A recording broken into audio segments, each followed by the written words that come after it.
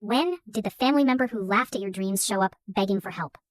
My uncle was the loudest person at every family dinner. He had opinions about everything, and his biggest opinion, the one he never got tired of repeating, was that I was wasting my life studying graphic design.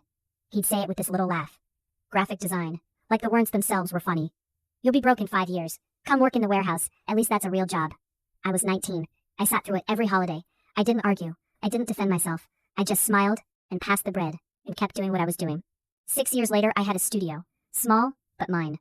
3 long-term clients, a decent reputation, and enough work that I'd stopped worrying about money. I wasn't famous. I wasn't rich. But I was doing exactly what I'd set out to do, and I was good at it. Then one afternoon I got a phone call. It was my uncle. His voice was different. Quieter, slower. His business was struggling.